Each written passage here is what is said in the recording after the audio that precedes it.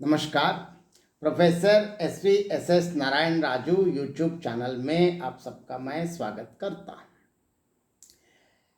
मध्यकालीन कवि खासकर सगुण भक्ति शाखा में कृष्ण भक्ति शाखा के अग्रगण्य कवि सूरदास कृत भ्रमर गीत सार में विभिन्न पदों की व्याख्या अभी करने जा रहे हैं। इन पदों में से एक पद है।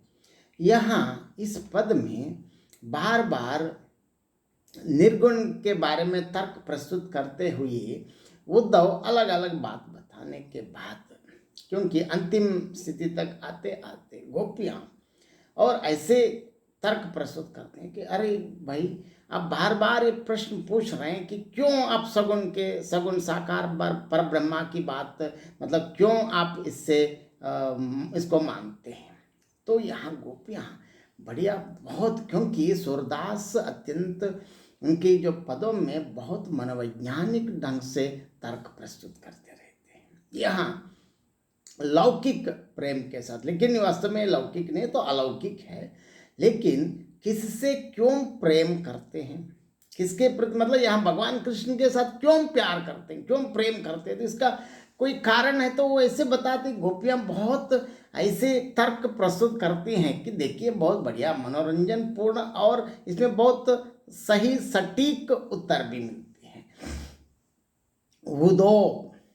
हुदो मन माने की बात, दाक चुहारा चांडी अमृत फल विष कीरा विषकात, जो चकोर का दय कपूर को तज अंगार अगात, मदप करत गर कोर काट में बंदत कमल के पात, जोम पतंग हित जानी अपनो दीपक सो लपटात, सूरदास जाको मन जासो सोई ताहि सुहात।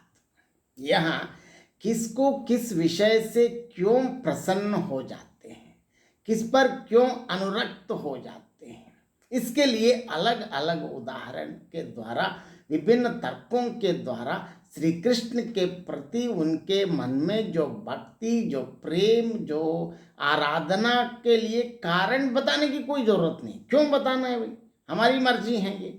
देखिए गोपियाँ बहुत बढ़िया बताती हैं। हे उद्धव, आप बार बार पूछ रहे हैं, लेकिन ये मन माने की बात है तो मन की बात है, हम सब जानते हैं।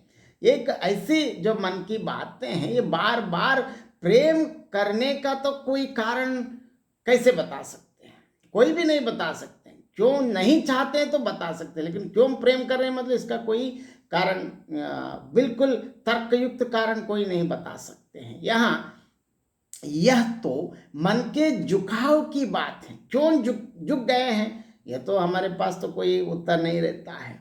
और इसी झुकाव या आकर्षण स्वभावतः किधर की ओर हो जाता है, अपने प्रेम की इसी अवस्था का वर्णन करती हुई गोपियाँ उद्धव से कहती हैं कि हे उद्धव, यह तो मन माने की बात है, तो मन वाली बात है। इस प्रकार आप बार बार इसके लिए तर्क प्रस्तुत करने की कोई जरूरत नहीं। प्रेम करने का कारण कोई कुछ भी हो सकता है, अज्ञात भी हो सकता है, मैं बोल नहीं पाएंगे, लेकिन और उदाहरण ऐसे बढ़िया बताते हैं। देखिए, दाक चुहारा चांड अमृत फल विष कीड़ा विषकात, जो विष खाने वाले जो कीड़ा है, अगर उनके सामने आप अंगूर, दाक मतलब अंगूर, ऐसे ऐसे बहुत बढ़िया अमृत समान फल देने के बावजूद भी क्या करते हैं, इन सब को छोड़ के जहां जहर मिलता है वही जहर का ही पान करते हैं। क्यों, इसका कोई तर्क नहीं है, क्योंकि उनके लिए जो चाहिए वही चाहिए। लेकिन आप यहाँ देखिए, सूरदास की विशेषता यह है कि निर्गुण को खंड, मतलब यहाँ निर्गुण की महत्ता को भी स्वीकार करते हैं, लेकिन हमारे लिए ठीक नहीं है। यहाँ यह सूरदास की विशेषता ये है। बार बार बहुत बार हम अलग व्याख्यान देते हैं कि बिल्कुल निर्गुण का खंडन किया है, तो खंडन नहीं, हमारे लिए जो चाहिए वो नहीं है। बस निर्गुण हो सकता है, उनको योग ज्ञानी ब्रह्म ज्ञानी के रूप में उद्धव को स्वीकार भी कर लिया है, लेकिन ये आपके लिए ठीक है।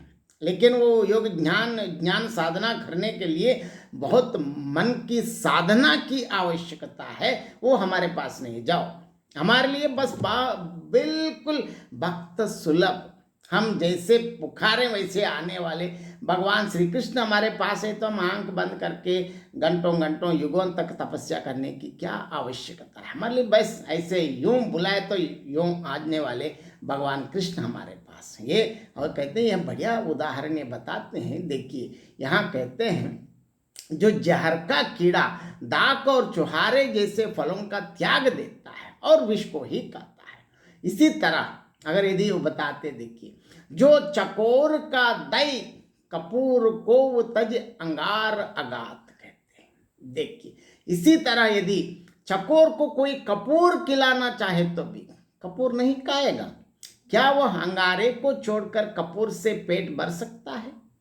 और आगे देखिए और एक उदाहरण बताते हैं, मदप करत गर कोर काट में बंदत कमल के पात। भंवर कहाँ रहता है? ठोस से ठोस पेड़ को छेद करके उसके अंदर बहुत सुरक्षित अंदर रहता है।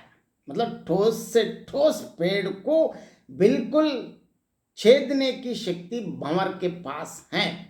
इसके बावजूद भी वह मकरंद का आस्वादन करते वक्त, मकरंद पीते वक्त, कमल के अंदर जाते वक्त, कमल जब शाम को मुरझा जाता है तो भंवर, क्योंकि ठोस से ठोस पत्थर को छेद करने की ताकतवर भंवर कमल फूल को बिल्कुल ऐसे ही छेद करके या उसको तोड़ के, मतलब बिल्कुल बाहर पत्तों से बाहर आना कोई बड़ी बात नहीं है। लेकिन भंवर बिल्कुल अत्यंत अनुरक्त, अत्यंत अनुराग, प्रेम समर्पित, क्योंकि जब तक मकरंद रहता है तब तक भंवर और कमल का प्रेम ऐसे रहता है, कमल से भंवर बिल्कुल मकरंद समाप्त होने तक इतनी समर्पित होके कमल से अनुराग प्यार दिखाते हैं। हंसी मजाक में तो ही इश्क आशिक मोहब्बत इस प्रकार की बातें करने वाले लोग जैसे भंवर भी जब तक मकरंद समाप्त नहीं होता है तब तक बिल्कुल बंदी बन जाते हैं। अगले दिन तक वो बाहर भी नहीं आता है, चाहे तो उनको आना कोई बड़ी बात नहीं है। लेकिन ठोस से तो देखिए, मदप करत गर कोर खाट में बंदत कमल के पात, ऐसे ठोस से ठोस पत्थर को भी छेद करके रहने लायक, रहने वाले, छेद करने की ताकतवर मदप भी कमल के अंदर बंदी बन जाता है। इसका कारण क्या आप बता सकते हैं? ये तो मन की बात है, मन मानने की बात है, ऐसे बताते। देखिए आगे और भी बताते, जो पतंग हित जान आपनो दीपक सो लपटात। हम सब जानते हैं, दीपक और पतंग की बात भी हम जानते हैं। पतंगों को भी देखिए, वह अपने प्रेम के कारण दीपक से जाकर लिपटता है। चाहे इस संदर्भ में पतंग जान ही चले जाए, लेकिन वो रुकता ही नहीं। क्यों? इसका कारण यह नहीं बता सकते हैं, क्योंकि यहाँ सूरदास का कहना है कि यह तो मन माने की बात है। मदप करत गर को रिकाट में बंदत कमल के पात, जो पतंग हित जान आपनो दीपक सो लपटात। यहाँ बताते हैं जिस प्रकार भंवरे को देखिए, वो बिल्कुल खाट को भी कुतर कर अपना घर बना लेता है, पर कमल के पत्तों में वो बंदी हो जाता है। पतंग भी वैसे हैं, अपने प्रेम के कारण दीपक से जाकर मिलता है, मिलते ही क्या होता है हम सब जानते हैं। और अंतिम वाक्य में सूरदास कहना चाहते हैं, सूरदास जाको मन जासो सोईता ही सुहात कहते हैं। सूरदास गोपियों के माध्यम से उद्धव से कहने लगे हैं कि हे, अब देखिए गोपियां कहते हैं, हे उद्धव, जिसका मन जिससे लग जाता है वहीं उसे अच्छा लगता है, भाव यह, इसका तात्पर्य यह है कि हमारा मन भी श्री कृष्ण की ओर स्वभाव से ही आकृष्ट है। अब उसे हटाना असंभव है, मुश्किल नहीं, नामुमकिन है, क्योंकि हम श्री कृष्ण से अनुरक्त हैं। श्री कृष्ण के प्रेम में, बिल्कुल श्री कृष्ण के सामीप्य की जो बिल्कुल हम उस सामीप्य की सानिध्य की सामीप्यता को हम बिल्कुल अनुभव कर चुके हैं। अभी दोबारा हम श्री कृष्ण का सानिध्य की अपेक्षा करते हैं, क्योंकि श्री कृष्ण के दर्शन के लिए हम प्रतीक्षारत हैं। इसीलिए हम सगुण साकार ब्रह्मा को छोड़कर निर्गुण ब्रह्मा को स्वीकारने में हम असमर्थ हैं। यहाँ सूरदास बढ़िया उदाहरण बता, क्योंकि क्यों बार बार आप बताते हैं, आप हो सकता है आपके निर्गुण भी ठीक हो सकता है, बहुत बढ़िया भी हो सकता है, उत्तम भी हो सकता है, लेकिन हम बिल्कुल असमर्थ। क्यों?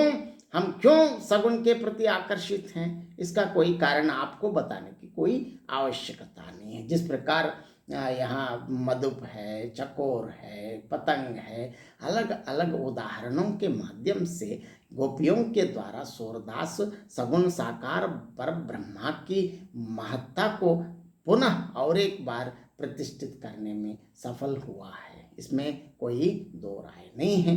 आप इस वीडियो को देखने के बाद, सुनने के बाद जरूर आप अपनी प्रतिक्रिया व्यक्त कीजिए। बहुत बहुत धन्यवाद।